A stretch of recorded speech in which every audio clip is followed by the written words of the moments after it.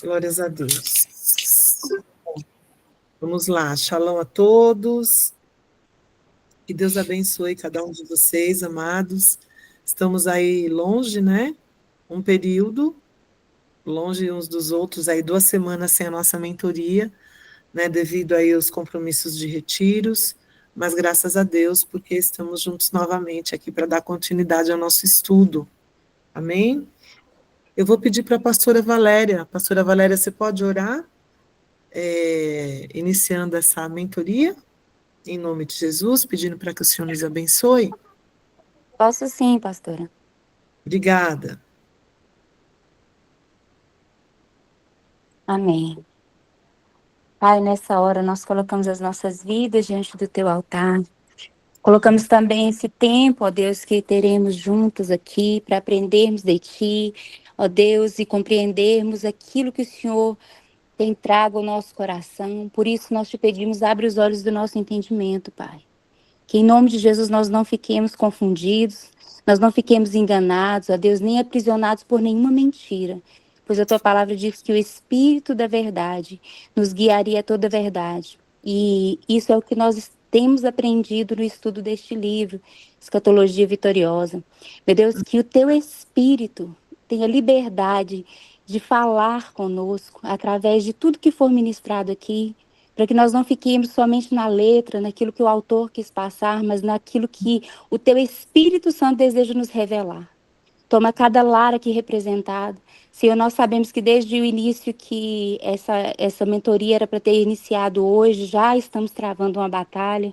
Por isso nós te pedimos que anjos específicos estejam ministrando sobre nós, sobre os nossos lares, sobre as nossas vidas. Em nome de Jesus, Pai, leva a nossa mente cativa à obediência do Senhor, para que nessa hora nós não sejamos, ó Deus, de nenhuma forma assaltados no nosso pensamento, na nossa mente. Em nome de Jesus, guarda em integridade cada um de nós e aqueles que nós amamos, Senhor, e tudo que carrega o nosso nome. Muito obrigada, Senhor. E nós aqui, Senhor, como filhos dos apóstolos Joelson e Josiane, nós os abençoamos. Declaramos que sobre eles, ó Deus, está a mão forte do Senhor para protegê-los, restaurá-los, renová-los, para que eles cumpram o propósito do Senhor nessa terra. E assim, Deus, nós possamos também, sendo liberados pela palavra que sair também da boca deles, como nossos pais espirituais, possamos romper. Que em nome de Jesus, o Senhor nos dê graça nesse tempo, Pai, para vivermos tudo aquilo que o Senhor tem, ó Deus, já planejado a nosso respeito desde antes da fundação do mundo. Dá graça à pastora Miriam, Senhor, que o espírito de conhecimento, discernimento, Deus, seja sobre ela nessa hora, para que Amém. ela venha falar com graça do Senhor, Pai, aquilo que nós precisamos ouvir. Em Amém. nome de Jesus. Amém. Amém. Glórias a Deus. Obrigada, pastora. Deus abençoe. Amados, hoje nós vamos então iniciar uma nova fase aqui do nosso estudo, né? Nós até agora estivemos estudando sobre as profecias que Jesus liberou em Mateus 24, certo? Só para trazer um contexto, né, uma contextualização para os irmãos que estão iniciando hoje, a escatologia vitoriosa, ela preterista parcial, ela crê que algumas profecias que estão inseridas em Mateus 24, em Apocalipse e Daniel, já aconteceram, né? Principalmente Mateus 24, que foi a ênfase, né, do nosso estudo até aqui, nós lemos, né, e discernimos que realmente as profecias que Jesus liberou para os seus discípulos, naquele tempo, naquele momento onde eles estavam ali no monte, em frente, que dava de frente a Jerusalém, aquelas profecias já aconteceram, porque o próprio texto diz que as pessoas que estavam, que era para aquela geração, que os acontecimentos que ele estava descrevendo aconteceriam naquela geração, né? Então nós fomos ensinados de que as profecias de Mateus 24 seriam profecias que aconteceriam no futuro e diziam respeito à vinda de Jesus. Mas, conforme, né, estudamos, nós vimos que as profecias que Jesus liberou aconteceram para aquela geração e aconteceram 70 anos depois de Cristo. Então, ali houve a destruição do Templo de Jerusalém e houve também a invasão dos romanos, né, a Jerusalém, acontecendo muita mortandade, levando cativos, né, todos os judeus que estavam ali, houve muita tragédia. Então, o entendimento que se havia não era para acontecimentos futuros na vinda de Jesus, mas era para acontecimentos que realmente se realizaram naquela geração. Então, quando Shalom, irmão Davidson, Deus abençoe. Então, quando o texto fala da grande e terrível abominação, é porque ali foram destruídos os símbolos da fé dos judeus, que eram o templo, né, que era o templo, e que era também Jerusalém. Para que Jesus pudesse estabelecer o seu reinado, era necessário que os símbolos dos judeus fossem destruídos, para que eles pudessem entender e receber realmente o reino de Deus representado por Yeshua, ok?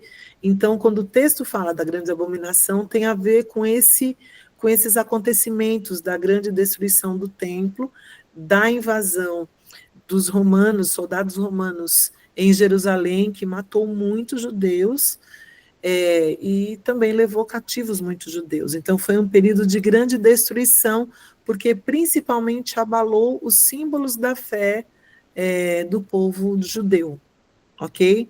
E nós também entendemos que Jesus, ele manifestou o seu reino quando ele voltou para os céus, né? Não que Jesus vai manifestar o reino quando ele vier, ok?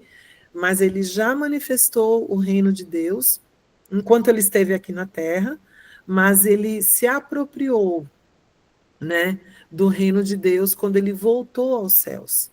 Então, a visão preterista parcial crê dessa forma. E é muito interessante que a própria história testifica esses acontecimentos, né? A cada final de capítulo, nós temos vários historiadores, cristãos e também não cristãos, testificando na própria história os acontecimentos que foram relatados nas profecias de Jesus. Então, claro que a Bíblia, por si só, ela já é suficiente para se autocomprovar, né? Mas é muito importante quando a história também testifica o que a Bíblia está dizendo, né? Para que não haja dúvidas nos corações, né? Então, vale a pena para todos os irmãos, mesmo aqueles que já iniciaram e ainda tiverem, assim, dúvidas, assistirem às outras aulas, adquirirem esse livro. Depois eu vou postar novamente o nome completo do livro, os autores. Esse livro ainda está disponível à venda. E eu quero trazer uma novidade, né? Que o apóstolo falou que são dois escritores, certo? Do livro, Harold Eberle e Martin Twing.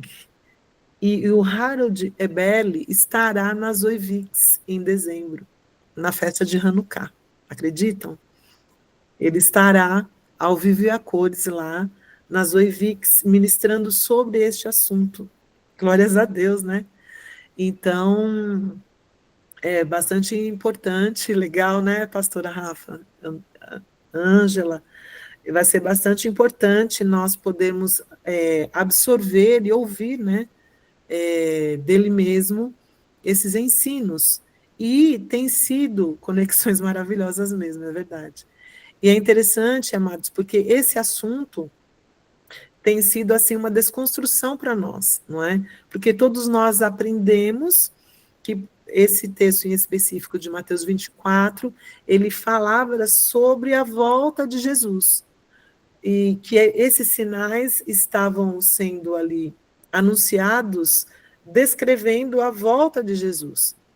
Mas o próprio capítulo seguinte, Mateus 25, Jesus, ele conta, se eu não me engano, de 4 a 5 parábolas, para que não houvesse dúvida no coração dos apóstolos, dos discípulos, né? E depois apóstolos, e também que não haja dúvida nos nossos corações de que essas parábolas que Jesus contou, elas testificam que não haverá sinais da vinda dele na terra. Não haverá sinais. Então, o que nós ouvimos sobre guerras, rumores de guerras, mudanças de estações, tudo isso, a maioria dessas profecias já aconteceram. Claro que nós vamos agora entrar em Daniel e depois, no outro momento também do livro, nós vamos estudar algumas profecias do Apocalipse. Mas este livro traz o entendimento de uma escatologia vitoriosa, tá? Ou seja, essa escatologia vitoriosa, ela entende que nós, como filhos de Deus, como sacerdócio real, nós estamos aqui na Terra para manifestar o reino de Deus, porque Jesus já veio aqui estabelecer o seu reino, voltou para o céu sendo coroado, né? Voltando à coroa, né? Como estabelecendo o reino de Deus nos céus. Então, nós, como seus filhos, nós recebemos essa incumbência de fazermos obras maiores do que a dele. Shalom, Lariane, Deus abençoe. De fazermos as obras maiores do que Jesus. Jesus, ele outorgou a nós da sua autoridade. E a gente estava até conversando lá com as nossas amadas pastoras lá em Manaus, nesse sentido, né, que Jesus disse que nós faríamos obras maiores do que a dele, ou seja, continuemos manifestando o reino de Deus na terra. E nós temos sido convocados através do entendimento de que a nossa vida aqui precisa manifestar o reino de Deus, ou seja, existiam áreas na nossa vida, áreas da sociedade, que nós, como corpo de Cristo e como igreja, fomos assim ensinados a achar que nós não tínhamos que nos envolver, né? Como, por exemplo, a política, ok? Mas nós temos aprendido, através de uma escatologia vitoriosa, do entendimento que nós, sim, como corpo de Cristo, como igreja do Senhor, precisamos ocupar todos os 7 montes da sociedade. Ou seja, o reino de Deus já está sendo estabelecido desde que Jesus veio ao mundo, né? Cumpriu o seu propósito, né? Treinou, apresentou-se como Yeshua, como Salvador, como o Messias esperado, apresentou-se como Filho de Deus, trouxe glórias ao nome do Senhor, né? Cumpriu o seu propósito de entregar a sua vida, né? A sua vida, o seu sangue derramado, que foi a moeda que Deus estabeleceu para nos resgatar, morreu, passou pela morte, desceu ao Hades, pegou as chaves, né, da morte e ressuscitou ao 3º dia, e não passou pela segunda morte, né? Depois de passar mais um tempo aqui, ensinando, ministrando os seus discípulos, ele voltou aos céus. E essa volta de Jesus aos céus foi que realmente manifestou a volta dele, assumindo o reino de Deus na terra. Só que nós, Shalom, pastor Ana Cristina, Deus abençoe. Só que nós precisamos entender isso, que a escatologia vitoriosa não é uma escatologia, porque a escatologia ela fala o quê? Do fim dos tempos. Mas vitoriosa por quê? Porque, diferente de muitas informações que recebemos, nós não temos que pensar no final dos tempos como algo, como um momento de derrota para a igreja, mas é como um momento, um tempo de vitória da igreja, né? E esse entendimento da escatologia futurista, o que nós aprendemos até então foi uma escatologia futurista, que pensava que todos esses textos de Apocalipse 24, 25, perdão, Mateus 24, Daniel, Apocalipse, que todas essas profecias elas iriam se cumprir no final dos tempos, né? Num tempo antes da vinda de Jesus. Mas já estudamos que pelo menos Mateus 24 já aconteceu 70 anos depois de Cristo, porque aquela geração, né, o texto é enfático dizendo que esses acontecimentos e sinais acontecerão para esta geração. Então, aquela geração vivenciou as profecias que Jesus liberou ali, ok? Então, preterista parcial, por quê? Porque algumas profecias, sim, acontecerão no futuro, né? Mas, no que se refere a Mateus 24, já aconteceram. Então, isso transforma, isso traz para nós uma desconstrução do nosso entendimento sobre a vinda de Jesus. E eu realmente insisto, né, com os irmãos, né, porque eu também insisto comigo mesma, para que a gente leia e releia Mateus 24 e também Mateus 25, porque em Mateus 25, Jesus enfatiza por várias parábolas que não haverá, né, não haverão sinais da sua vinda, porque somente o Pai sabe quando ele vai voltar. O próprio Filho, que é Yeshua, não sabe quando ele vai voltar. Os anjos não sabem quando ele vai voltar. Então, se nem o Filho nem os anjos sabem, somente o Pai. Então, os textos, as parábolas, são enfáticas para dizer, olha, não haverão sinais, né? Ou da minha vinda, porque a vinda de Jesus virá como um ladrão, quando ninguém espera. Né? Uma das parábolas fala exatamente isso. O ladrão não avisa quando ele vai entrar na nossa casa e nos assaltar. Ele vem inesperadamente. Assim será a vinda do Filho do Homem. E essa visão futurista que nos ensinou a pensar na volta de Jesus como algo catastrófico tem muito a ver com o passado, né?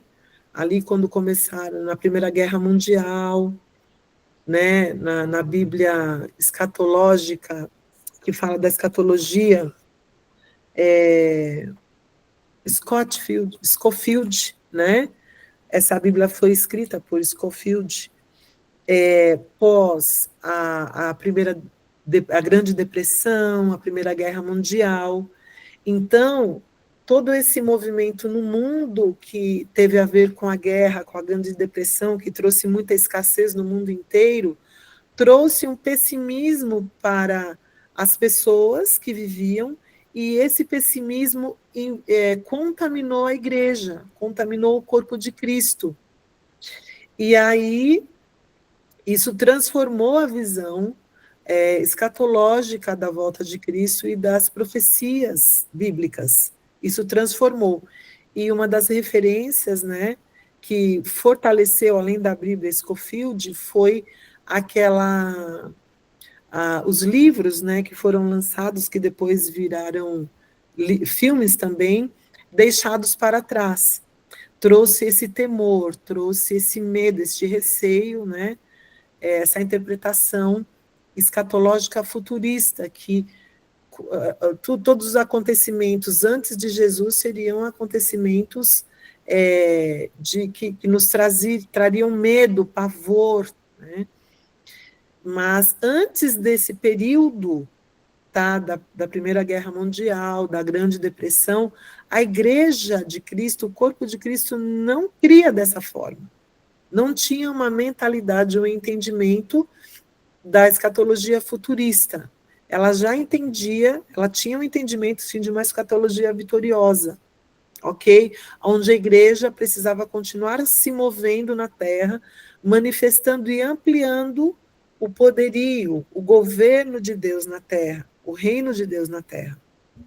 Então, fiz aqui um pequeno resumo, né, do entendimento, do ensinamento que temos aqui recebido da parte do Senhor, que se comprova na própria palavra, isso já seria suficiente, mas que a história também testifica, né, muitos dos acontecimentos que já se realizaram, ok? E hoje nós vamos começar, então, a estudar as mensagens proféticas de Daniel. E nós não vamos correr, tá, amados? Nós vamos estudar uma parte hoje, né? Como eu sempre faço, pausadamente.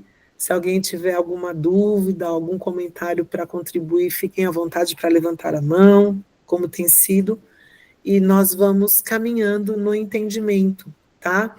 Não tem necessidade de nós corrermos e de nós vencermos esse capítulo hoje, né? Nem se a gente começasse às 8 horas, nós não faríamos isso, ok?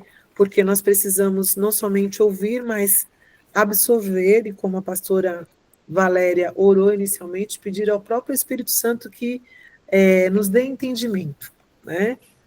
Nos dê entendimento para que a nossa mente possa estar cativa a Jesus Cristo, né? Sendo a palavra de Deus diz que nós temos a mente de Cristo, então que toda a desconstrução necessária para receber esse entendimento possa acontecer através do Espírito Santo de Deus. Amém? Então, vamos lá. Então, a partir do capítulo 3, tá? Na página 88, nós vamos começar a estudar as mensagens proféticas dadas a Daniel. Então, Daniel viveu várias centenas de anos antes de Jesus, né? Vir ao mundo, mas Deus deu a ele muitas visões, né? Sonhos e profecias com respeito, sim, à vinda do Messias, ok? Ao fim dos tempos, ao futuro dos judeus e também à vinda do reino de Deus. Então, nesse capítulo agora, nós vamos examinar as mensagens divinas registradas, primeiramente em Daniel capítulo 2. E depois, nós vamos estudar também Daniel capítulo 9, ok? Então, eu gostaria de... Vamos ver se vai aqui... caminhar aqui para a próxima. Tudo bem? Está indo aí? Então, nós temos aqui as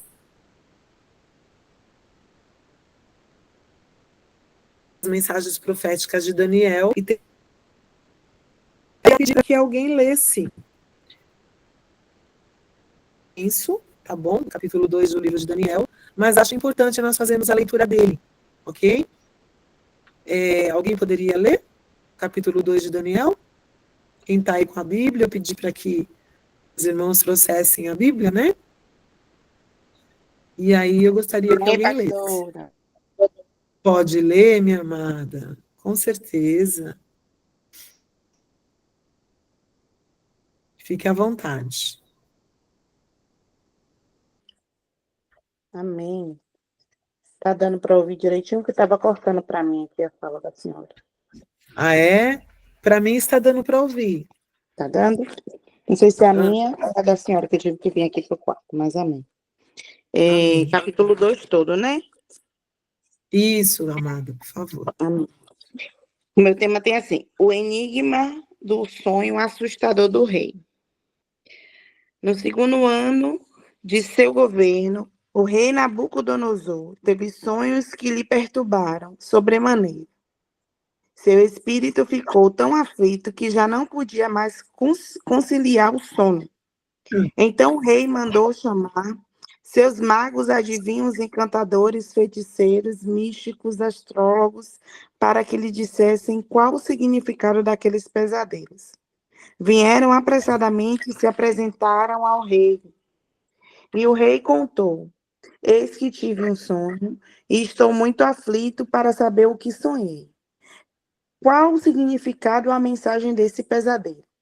Então os caldeus, os astrólogos, passaram a falar em aramaico e lhe garantiram: ó rei, vive para sempre, pois o sonho que tiveste aos seus servos e nós o interpretaremos para ti.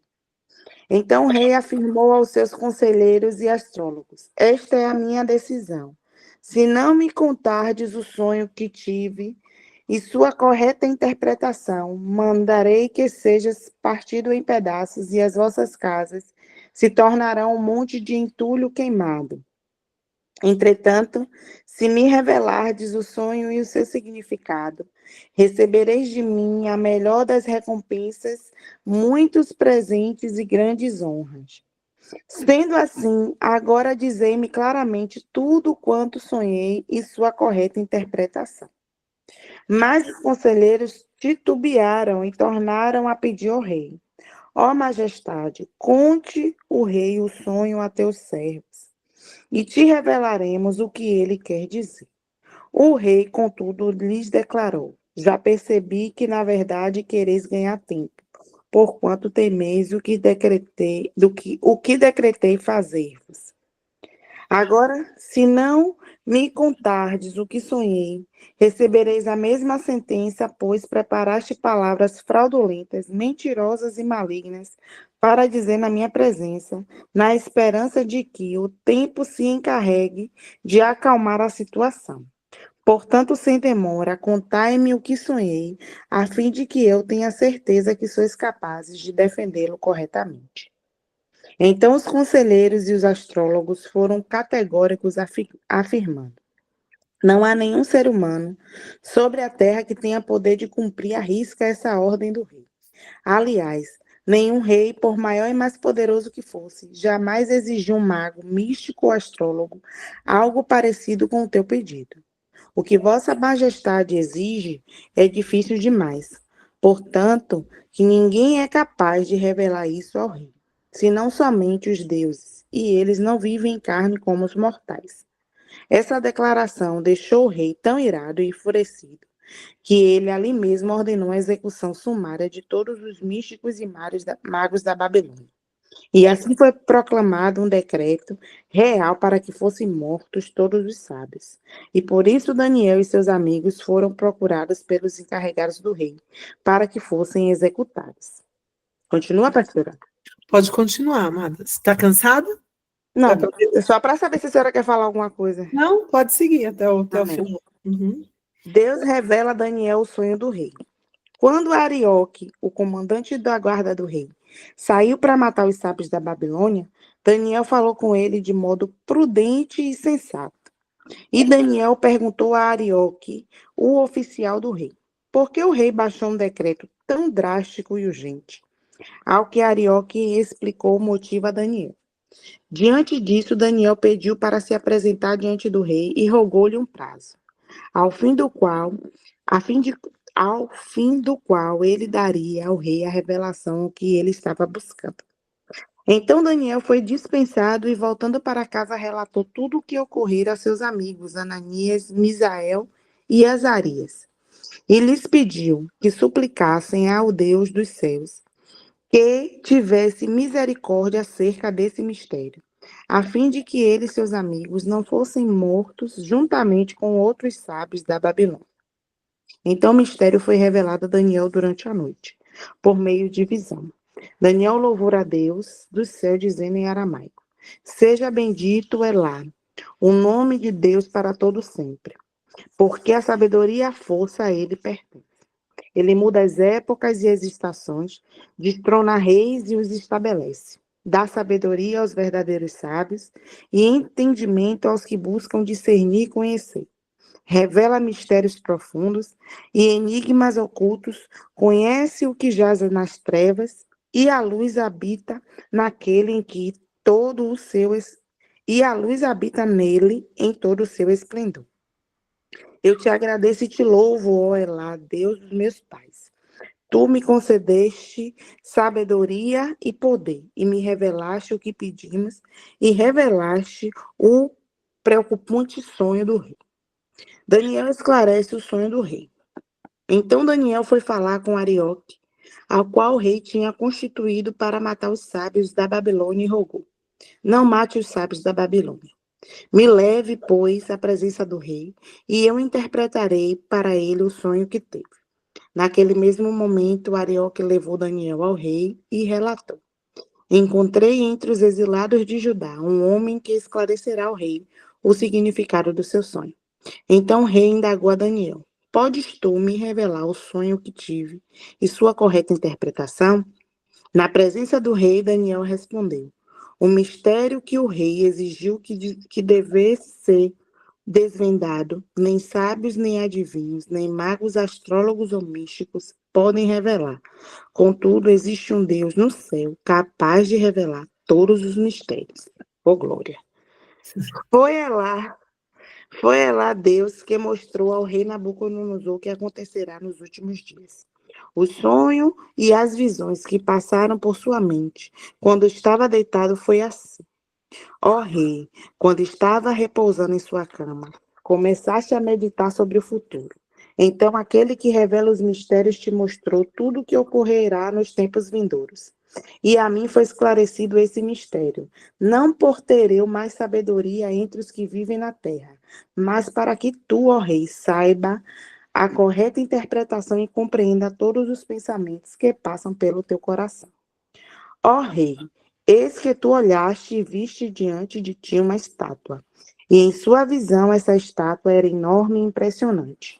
Estava em pé diante de ti e tinha uma aparência terrível. A cabeça da estátua era feita de ouro puro. O peito e os braços eram de prata. O ventre e os quadris eram de bronze. As pernas eram de ferro. Os pés eram em parte de ferro, em parte de barro. Enquanto estavam completando essa estátua, uma pedra se soltou, sem auxílio de mãos, e atingiu a estátua nos pés, de ferro e de barro, e os destroçou. Então o ferro, o barro e o bronze, a prata e o ouro vieram abaixo, despedaçados, viraram pó, como o pó que se vê na ira. Quando no verão se abate o trigo no terreno para separar da palha, e o vento carregou todos os destroços, sem deixar vestígio. Entretanto, a pedra que atingiu a estátua tornou-se uma montanha e encheu a terra toda. Foi esse sonho que tiveste, e agora nós o interpretaremos para o rei. Ó rei, tu és rei dos reis, a quem o Deus do céu tem dado o reino, o poder, a força e a glória, e em cuja mão ele entregou os homens de todas as nações onde quer que habitem. Os animais e as aves do céu te fez reinar sobre todos eles.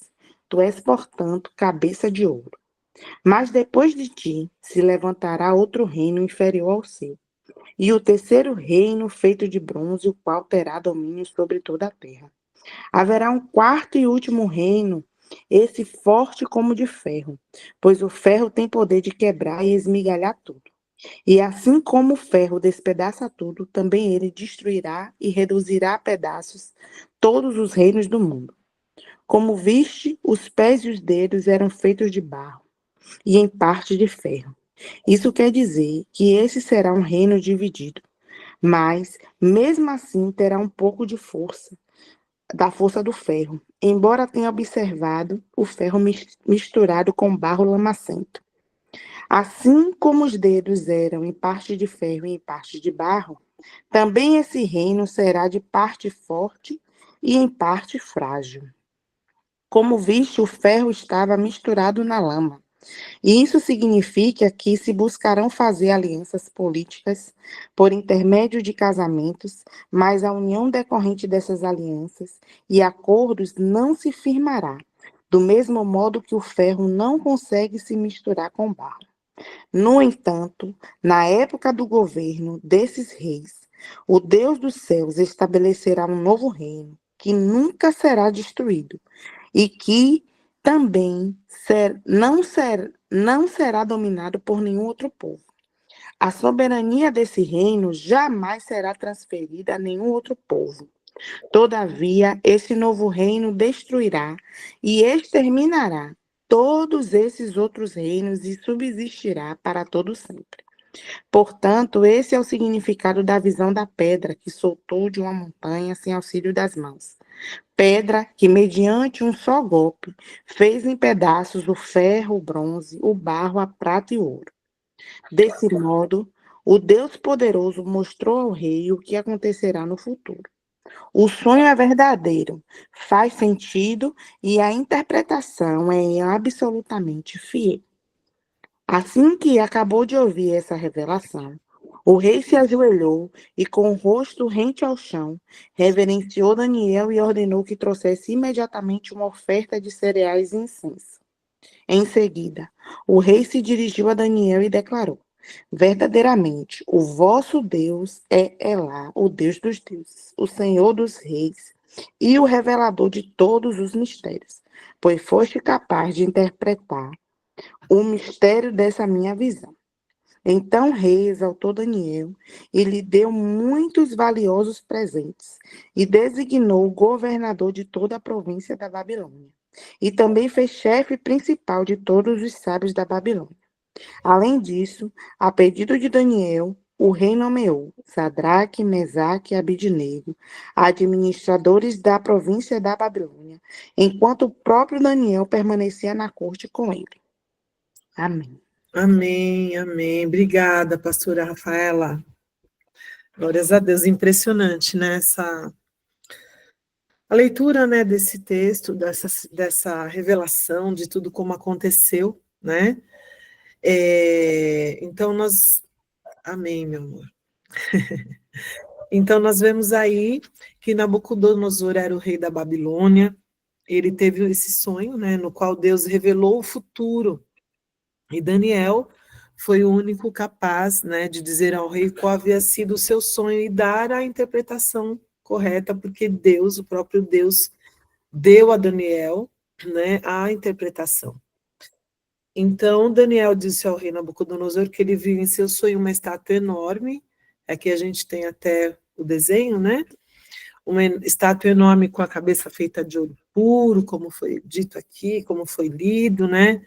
O peito, os braços de prata, a barriga e as coxas de bronze, as pernas de ferro e os pés, metade de ferro e metade de argila, né? E aí o próprio texto que já foi lido, não vou repetir, né? Mas só para fazer a menção, no texto que foi lido, partes do 37, versículos 37 e 40, diz: Tu, ó rei, tu és a cabeça de ouro, e depois de ti se levantará outro reino inferior ao teu, e um terceiro reino de bronze, mas o quarto reino será forte como ferro, né? Então, Daniel disse aí que as 4 partes da estátua representavam 4 reinos que se sucederiam um após outro.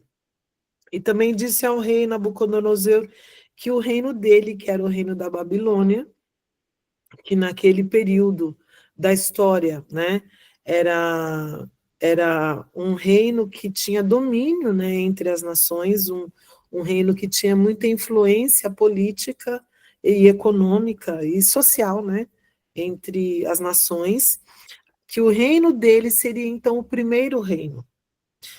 E outras passagens, né, desse livro de Daniel falam sobre esses 4 reinos, e elas identificam também, dentre os reinos, o reino Medo-Persa, como sendo o segundo reino. Aí eu gostaria que alguém lesse também Daniel 5:28. Alguém pode ler? Daniel 5:28. Outra pessoa ler Daniel 8:20. Acho que fica mais fácil eu pedir. Vocês mesmos podem se organizar, né? Daniel 5:28, 8:20 também. E depois o Império Grego como terceiro reino, ler também Daniel 8:21. Alguém poderia nos ajudar aí, nesses 3 textos?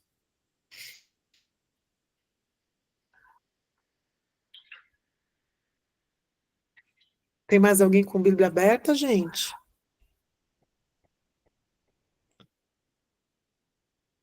5:28, pastora? Isso, 5:28 primeiro, por favor.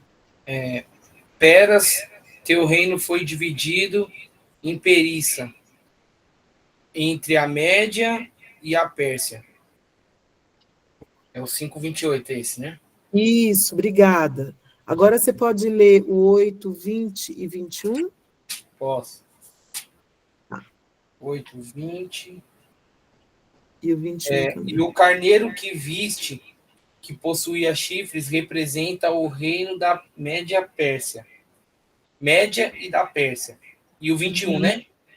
Isso. O cabrito representa o rei dos gregos. O chifre grande que tinha em sua testa representa o primeiro rei. Isso, tá. 20, 21 e que mais? 9? Por enquanto são tá. esses 3. Obrigada, Michael. Então, esses textos foram lidos, né? Então, um identifica o reino Medo-Persa como sendo o segundo reino, depois o Império Grego como o terceiro reino, né? Então, fontes históricas, né?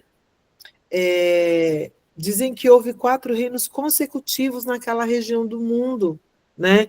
Que são o Império Babilônico, depois o Império Medo-Persa, o Império Grego e o Império Romano, né? E aqui eu quero compartilhar a outra imagem. Tivemos, então, o Império Babilônico, o Império Medo-Persa, o Império Grego e o Império Romano, 4 impérios que influenciaram toda a história da humanidade, né? E aí, como foi lido aqui, o sonho do Nabucodonosor, a primeira imagem, né, nós vemos a estátua totalmente firme, né, na sua integridade, e nessa imagem aqui, como foi descrita nos versículos 34 e 35 de Daniel 2, nós vemos que a estátua ali já estava sendo abalada, né? Então, estavas vendo isso quando uma pedra foi cortada, sem auxílio de mão, a qual feriu a estátua nos pés de ferro e de barro e os esmiuçou. Engasgou aí? Então foi juntamente esmiuçado o ferro, o barro, o bronze, a prata e o ouro, os quais se fizeram como pragana das eiras do estio, e o vento os levou, e não se achou lugar algum para eles. Mas a pedra que desferiu a estátua se tornou grande monte e encheu toda a terra. Então, vamos lá. Aqui é uma linha do tempo, né? Para que a gente possa entender um pouco mais o entendimento da visão escatológica futurista, tá? Então, antes de Cristo, descer depois de Cristo, então, nós vemos aqui, antes de Cristo, né, todos os impérios, babilônico, medo-persa, grego e império romano, que são os 4 reinos terrenos. Para a visão futurista, que crê que todas as profecias acontecerão no futuro, eles entendem que o reino de Deus, o estabelecimento do reino de Deus, vai acontecer sim com Yeshua, que é a rocha, que vai estabelecer o seu reino, né, quando ele vier. E aí teremos 7 anos de tribulação, e depois o reino terreno de 1000 anos, né? Aí após o ano 2000, né? Que o ano 2000 a gente sabe que ele foi muito, foram liberadas muitas profecias humanas, né? Que o ano terminaria no ano 2000, e muitas datas foram dadas, né? Que o mundo, né, terminaria, que Jesus voltaria, enfim, muitas datas pessoas profetizaram, né? Mas com certeza não profetizaram através da direção de Deus, né? Porque essas datas não se realizaram o que foi liberado. Então, independente, né, da visão independente do entendimento e da forma que se crê, da visão futurista, que crê que todas as profecias vão acontecer no futuro, ou da visão preterista parcial, que crê, né, através da palavra, que algumas profecias já aconteceram, há uma concordância entre essas duas visões, né? Elas concordam que Deus revelou a Daniel que existiriam esses 4 reinos terrenos. Então, esse é um ponto em comum, né, entre as visões escatológicas. E aí Daniel, então, explicou o significado da rocha, tá? No sonho de Nabucodonosor, que esmagou, então, esses reinos e se transformou em uma montanha que encheu a terra. Eu vou reler Daniel 2:44, que diz assim: mas nos dias destes reis, o Deus do céu suscitará um reino que não será jamais destruído. Este reino não passará a outro povo, mas esmiuçará e consumirá todos estes reinos, mas ele mesmo subsistirá para sempre. E aí, então, Daniel revelou que a rocha virá a terra, ou seja, a rocha que é Yeshua, né? Virá a terra e esmagará todos os outros reinos e trará o reino de Deus para a terra, né? Então, o reino de Deus crescerá como uma montanha que encherá toda a terra. Então, independente da visão, da nossa visão futurista ou preterista parcial, há uma concordância de que a rocha é uma imagem de Jesus Cristo vindo ao mundo para estabelecer o reino eterno de Deus. Contudo, essas duas visões, né, a futurista e a preterista parcial, discordam no tocante de quando a rocha, que é Yeshua, virá à terra, né? E quando o reino de Deus será estabelecido, ok? E aí, aqui a explicação. Então, o entendimento futurista do reino de Deus é o seguinte: os mestres futuristas dizem que o reino de Deus será trazido à terra no futuro, quando Jesus vier. Eles dizem que na segunda vinda de Jesus Cristo, depois de uma tribulação de 7 anos, né, como foi aqui nesse slide, depois de uma tribulação de 7 anos, Jesus então trará o reino de Deus, o reino do céu à terra. E aí então o reino de Deus permanecerá na terra por 1000 anos, ok? Então essa é a visão futurista. O entendimento preterista parcial do reino de Deus agora para o estabelecimento do reino de Deus. Então, aqueles que sustentam essa visão preterista parcial acreditam que Jesus já foi entronizado sobre o reino de Deus há 2000 anos, né? Quando ele subiu ao céu e sentou-se à destra de Deus. Ou seja, a palavra de Deus diz em Efésios, por exemplo, né, capítulo 1, e em vários outros textos do Novo Testamento, mas em Efésios especialmente, que Deus deu a Jesus um nome que está acima de todo nome, né? E que todas as coisas no céu, acima dos céus, na terra, abaixo da terra, ou seja, todo o cosmos, todo o universo precisa reconhecer e existir para apontar Jesus como sendo o centro de todas as coisas, né? Então, tudo que existe, todo o universo, todo o cosmos, tudo que foi criado, né, precisa apontar para Jesus, ou seja, precisa e aponta para Jesus, que é a rocha. Então, desde aquele dia que Jesus voltou, subiu ao céu e se assentou à destra de Deus, o reino de Deus já foi manifesto na terra. Então, desde aquele dia, o reino tem crescido na terra, né? E finalmente ele encherá toda a terra como a montanha do sonho de Nabucodonosor. Ok? Então, nós vemos que desde quando Jesus começou, quando Jesus voltou aos céus e outorgou, liberou da sua autoridade aos seus discípulos, nós temos acompanhado que uma grande crescente do reino de Deus na terra através da igreja, através das conversões, das pessoas que se convertem e reconhecem Yeshua como sendo o Salvador, né? Das nossas vidas como sendo o Filho de Deus. Então, a Bíblia também diz, em Efésios capítulo 2, que antes de Jesus, nós nem fazíamos, nós nem éramos, nós nem existíamos, né?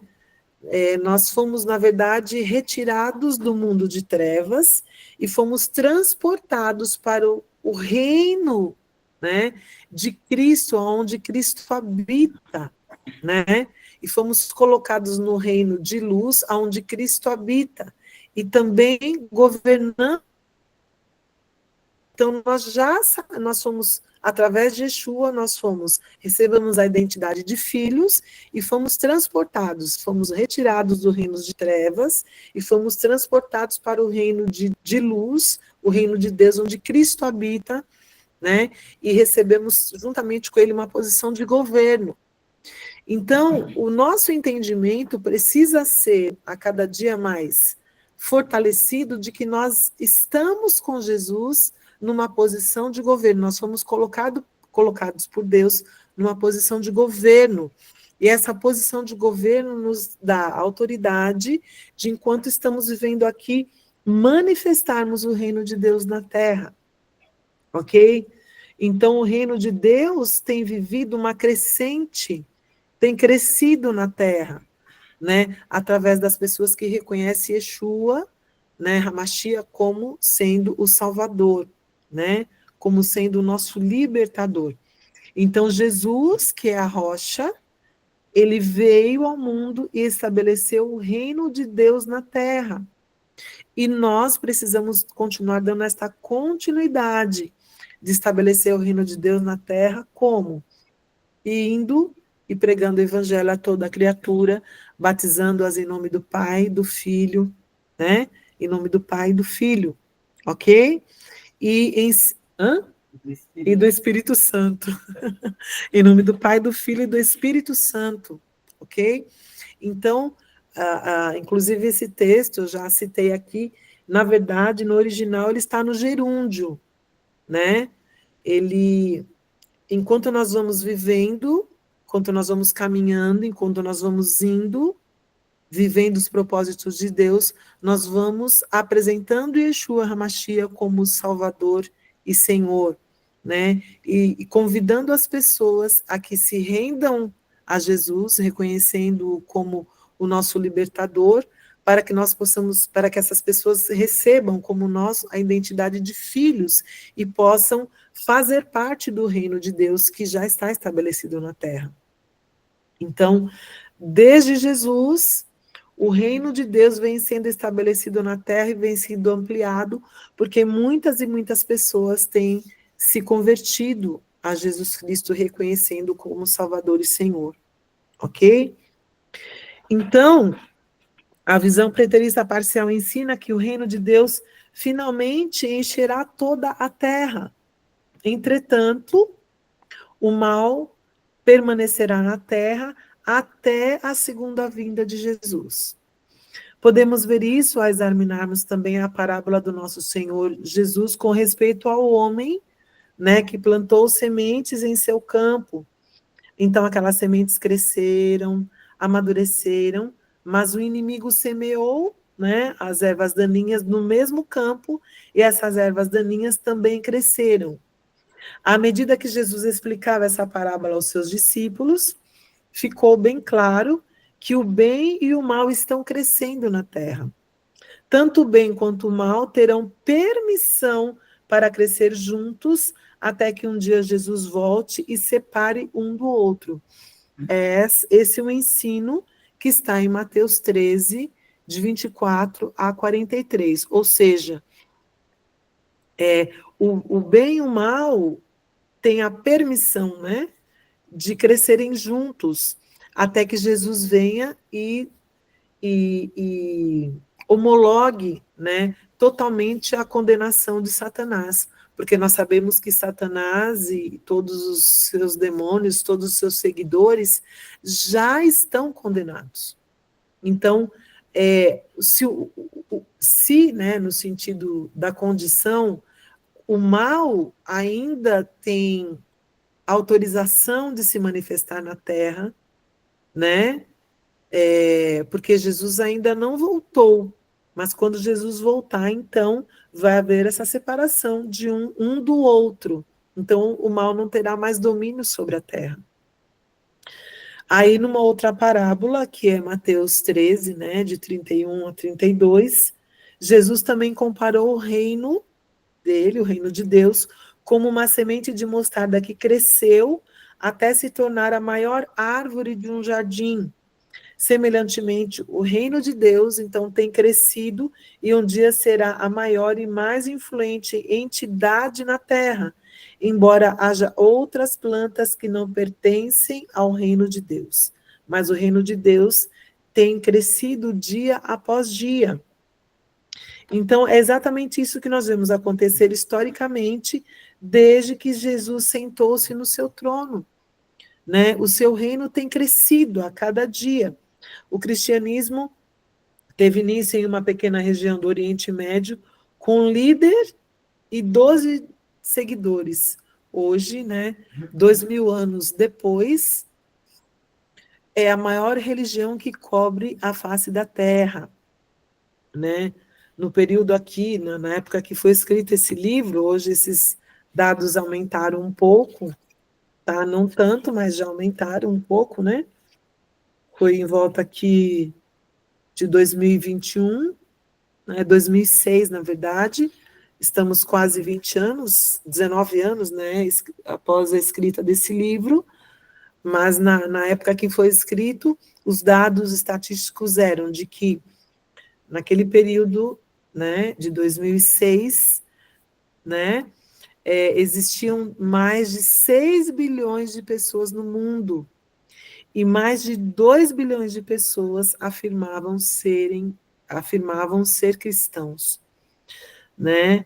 E a gente tem estudado na unidade profética, às terças-feiras, entre outros assuntos, nós começamos um estudo, mais uma informação, né, das igrejas perseguidas, dos países onde a igreja é perseguida. E nós temos usado a fonte do Portas Abertas, né, que é um dos ministérios missionários e que tem toda uma estrutura de apoio aos cristãos perseguidos e também a missionários que são enviados nesses países, né, para a pregação do evangelho. E nós vemos que mesmo com a perseguição aos cristãos, mesmo com algumas religiões que predominam, né, como o islamismo, que tem crescido muito, aqueles que se convertem, que reconhecem Yeshua como Messias, têm mantido a sua fé. Então, mesmo nas perseguições, o evangelho continua sendo pregado, continua sendo anunciado, e pessoas têm se convertido a Yeshua HaMashiach, né? Ou seja, as perseguições que sempre existiram, né? Sempre existiram e continuam existindo, elas não têm sido impedimento para que as pessoas se convertam. Por mais que o inimigo tente dificultar, né, o acesso, né, tem países que são extremamente fechados, como a Coreia do Norte, por exemplo, é um país extremamente fechado, dominado, né, é difícil a entrada ali, mas mesmo assim, o evangelho tem alcançado pessoas, né, e cristãos têm pago o preço, né, muitas vezes com a própria vida, ou muitas vezes sendo presos, sendo escravizados, sendo abusados sexualmente, sendo afastado das suas famílias, mas tem mantido a sua fidelidade ao Senhor e o evangelho continua sendo proclamado, né? Ou seja, o evangelho de Jesus, né, o único evangelho verdadeiro, jamais será parado, né? Jamais será interrompido. O reino de Deus, então, seguindo aqui, o reino de Deus destrói, então, o Império Romano. Vamos dar mais uma continuidade aqui. A interpretação de Daniel do sonho do rei revela que a rocha, que é Jesus, chegará à terra na época do quarto reino, né? Que é o reino do Império Romano. A rocha cresce e se torna o reino de Deus e então destrói o Império Romano. Então, a gente precisa lembrar que a visão futurista ensina que o reino de Deus virá à Terra na segunda vinda de Jesus. Então, eles precisam, e para que essa visão, esse entendimento da visão futurista, que diz que o reino de Deus virá à Terra na segunda vinda de Jesus, a visão futurista precisa identificar um poder do Império Romano que esteja em posição de governo na época em que Jesus voltar.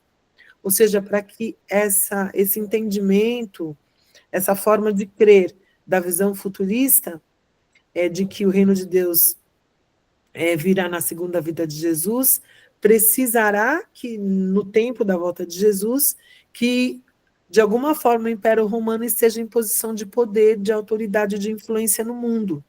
Ok?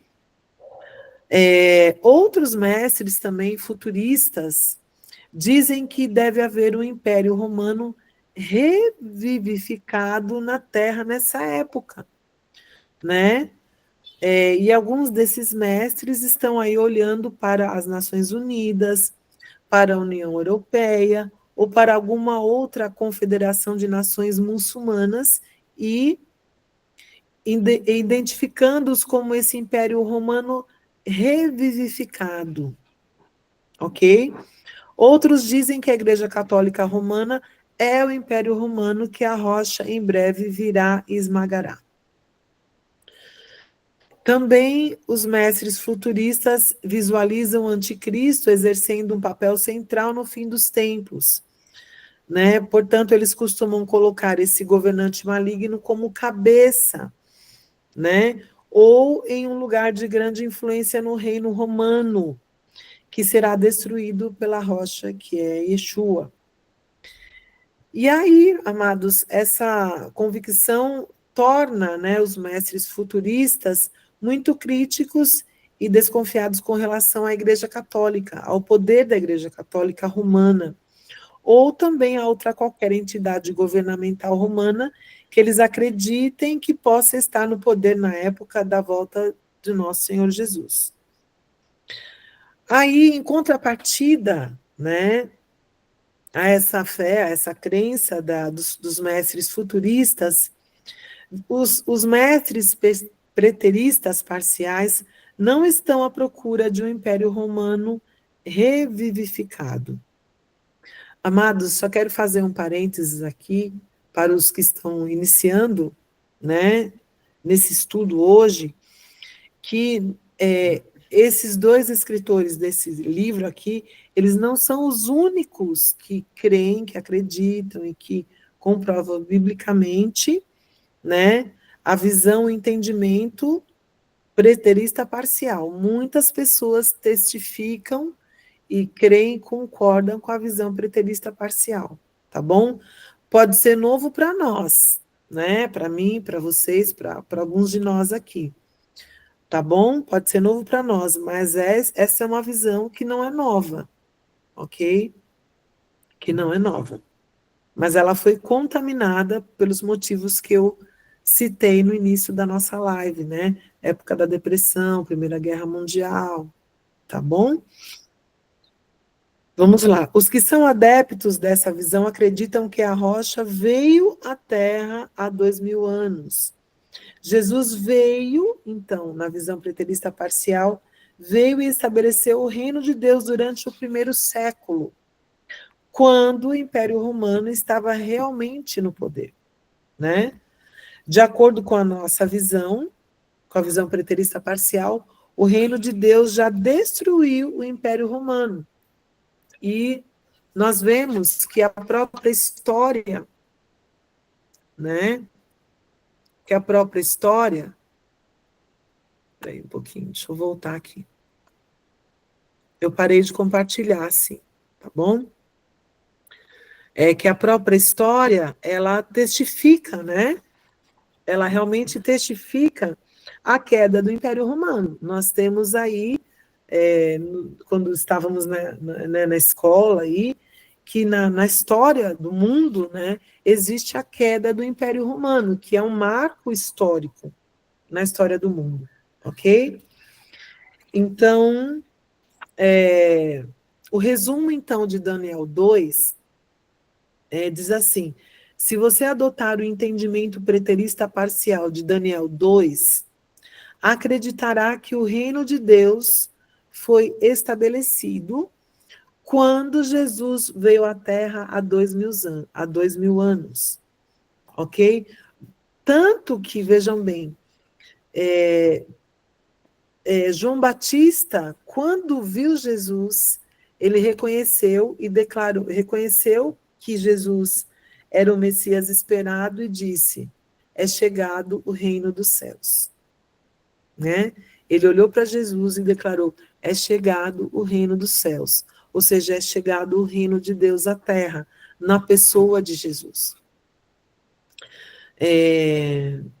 Então, dessa forma, a gente não vai ficar procurando o Império Romano revivificado.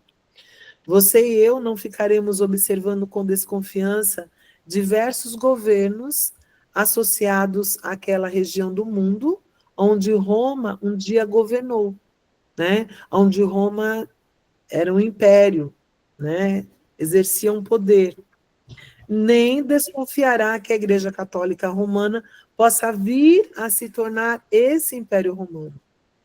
A rocha que veio à Terra há 2000 anos fez com que o Império Romano desmoronasse exatamente como as palavras de Daniel revelaram. Então, se nós abraçarmos a visão preterista parcial, né, nós vamos entender que é possível, sim, experimentar e andar no reino de Deus hoje, ok? Esse reino consiste em justiça e paz e alegria no Espírito, como está dizendo em Romanos 14, 17, né? Que o reino de Deus é um reino de justiça, paz e alegria no Espírito, né? À medida que nós vamos buscar o reino de Deus em primeiro lugar, nós vamos o quê? Experimentar as bênçãos de Deus, pelas quais todas essas coisas, como está lá em Mateus capítulo 6, né? Quando Jesus diz que nós não devemos nos preocupar com o que nós havemos de comer, de beber, de vestir, né? Não devemos nos preocupar com as nossas provisões, né? Ele diz o seguinte: buscai primeiro o reino de Deus, buscai primeiro as coisas que são do alto, mas que já foram liberadas para nós aqui na terra, e todas essas coisas, todas essas necessidades lhe serão acrescentadas, ok? Então, muitos cristãos que acreditam na visão futurista reivindicam esses benefícios, mas então, um instante depois, ensinam que o reino de Deus não estará disponível até a segunda vinda de Jesus. Portanto, há uma oscilação entre as duas crenças, né? Por outro lado, se nós adotamos a visão preterista parcial, nós saberemos sem dúvida que o reino de Deus já está aqui, já foi manifesto na terra, e que nós fazemos parte desse reino, estamos aqui para manifestá-lo. E esse reino está crescendo e avançando a cada dia. E aí sim, quando Jesus voltar, ele vai subjugar todo o mal que ainda restar e estabelecerá, então, a sua vontade perfeita em todo o mundo. Isso mesmo, pastora. Esse reino já está dentro de nós, através do Espírito Santo de Deus, não é? Esse reino, nós já carregamos ele dentro de nós, através da presença do Espírito Santo em nós, não é? Então, Jesus vai subjugar todo o mal que ainda restar e estabelecerá a sua vontade perfeita em todo o mundo. E se o reino de Deus está avançando progressivamente na terra, então eu e você, podemos dizer com confiança que o reino de Deus está aqui, está dentro de nós, né? E que ele está crescendo. E que Deus conta conosco como corpo de Cristo e como a igreja, né? A igreja de Cristo, para manifestar esse reino e para trazer mais pessoas para dentro desse reino, não é? A gente viveu muito tempo pensando que, eu já sou né, o crente dos 3 S's. Eu já estou salvo, sentado e satisfeito. Então, já recebi minha salvação, não preciso fazer mais nada, só ficar quietinho aqui esperando Jesus voltar. Mas isso seria muito cômodo, né? Porque, na verdade, Jesus disse que nós deveríamos fazer as obras maiores do que ele. Então, ele disse, enquanto vocês vão indo, pregar o evangelho a toda criatura, batizando-as em nome do Pai, do Filho e do Espírito Santo. Não é verdade? Em meu nome vocês vão pisar na cabeça de cobras, de escorpiões, né? De serpentes e escorpiões, né? A serpente, o escorpião te morderá e o veneno não lhes causará dano algum, vocês curarão pessoas, expulsarão demônios. Ou seja, Jesus veio para manifestar o reino de Deus na terra, e ele disse assim, agora eu estou indo, estou voltando, que eu já estabeleci o meu reino na terra, mas vocês têm que dar continuidade. Então, a nossa vida cristã não é uma vida de ficarmos sentadinhos esperando que Deus faça todas as coisas. Deus nos deu autoridade, Jesus estabeleceu, otorgou a autoridade dele para nós, para que a gente continue manifestando o seu reino. Ele esteve aqui, treinou os seus discípulos e nos deu o seu exemplo para que nós seguíssemos as suas pisaduras, né? Como diz a palavra do Senhor, para que nós seguíssemos o seu exemplo e pudéssemos também honrar o nome de Deus na terra. Então, a vida cristã, ela é dinâmica. Ela precisa ser dinâmica no sentido de nós continuarmos estabelecendo o reino de Deus na terra, né? Exercendo a nossa posição de governo, né? Podendo realmente trazer glórias ao nome de Deus sobre a terra e atraindo pessoas para que se convertam a Yeshua, reconhecendo que ele é Salvador e Senhor, né? E que um dia sim ele virá e separará o joio do trigo. Por enquanto, o joio e o trigo estão crescendo juntos, mas aqueles que têm o Espírito Santo de Deus sabem discernir o joio do trigo, né? E precisamos, então, continuar dando resposta, né, à incumbência que Jesus nos outorgou, né? E fazer como Isaías fez, quando Deus fez a pergunta para ele, a quem enviarei? A quem irá por nós? E aí Isaías entendeu e disse, eis-me aqui, Senhor, envia-me a mim. Né? Amém, amados? Glórias a Deus. Alguém gostaria de fazer alguma pergunta? Trazer alguma contribuição? Fique à vontade, levantando a sua mão.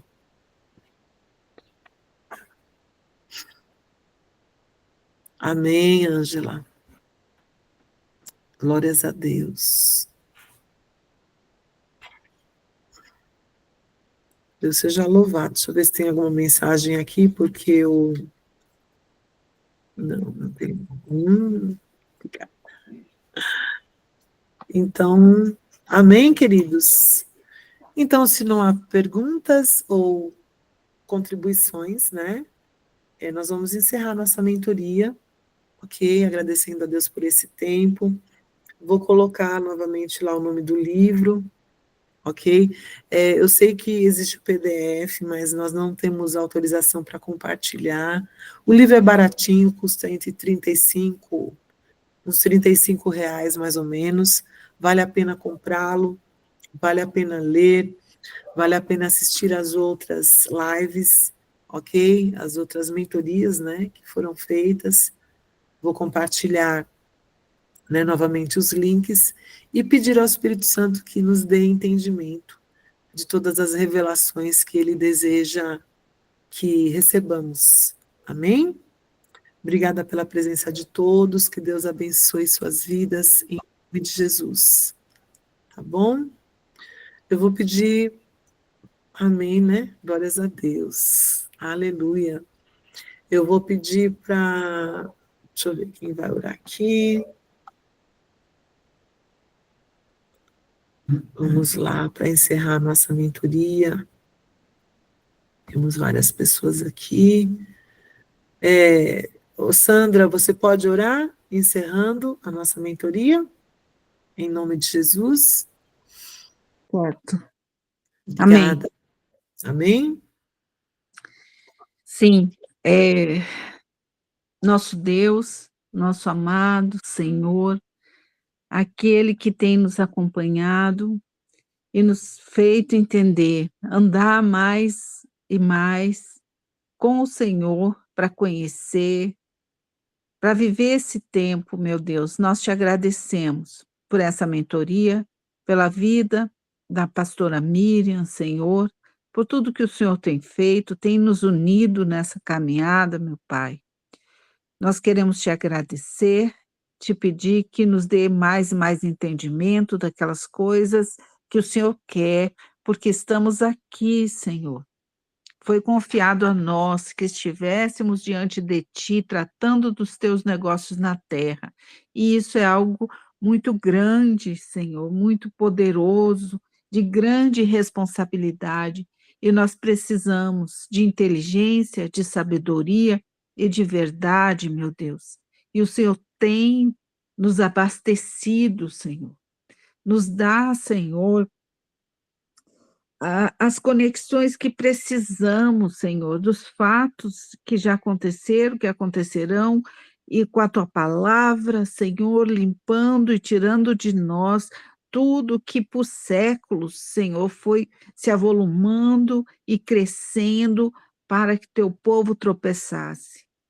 Que haja discernimento, entendimento, Senhor, corações abertos para ti, que o Senhor dê confirmação do que foi estudado, Senhor, que o Senhor amplie o nosso entendimento em tudo que nós precisamos saber para te servir, Senhor, de modo excelente. Obrigada, Senhor, por cada um que está aqui, cada família representada, cada igreja, Senhor, cada comunidade, Senhor, que todos sejam ricamente abençoados, meu Deus. Em nome de Jesus te agradecemos, em nome de Jesus Cristo te pedimos que continue, Senhor, continue, meu Pai, nos dando, Senhor, sabedoria para saber tratar com a tua palavra e com o que deve ser feito neste tempo. Sabemos que os teus pensamentos são mais altos, que o Senhor faz mais do que pedimos ou pensamos, meu Deus. Senhor, e te pedimos, naquilo que não estamos alinhados ainda, meu Pai, alinha-nos, Senhor. Nos ajuda, Deus amoroso, Pai amado, para que não estejamos em falta, Senhor, nem contigo, nem com os nossos irmãos, nem com os nossos líderes, nem com o nosso país, meu Pai, com a responsabilidade que temos, Senhor, para fazer acontecer, Senhor, tudo que está em teu coração. Obrigada, Senhor, por esse momento e por tudo que o Senhor ainda vai fazer, em nome de Jesus. Amém. Amém, glórias a Deus, aleluia. Obrigada, irmãos, pela presença de todos, shalom, que Deus abençoe vocês, suas famílias, em nome de Jesus, tá bom? Beijo, shalom, Shalom. Shalom, pastora. glórias a Beijo. Deus. Shalom. Shalom, shalom, pastora Ana. Deus Shalom, fique com abençoe a Deus. todos. Shalom, shalom, boa noite a todos, Amém. Deus abençoe. Amém, Shalom, shalom. Michael. Deus abençoe. Amém, missionária Kátia, Deus abençoe. Shalom, Olivia. Deus abençoe, Ronaldo. Glórias a Shalom. Deus. Amém? Shalom, Ronaldo. Deus abençoe. Boa noite. Parar de gravar aqui.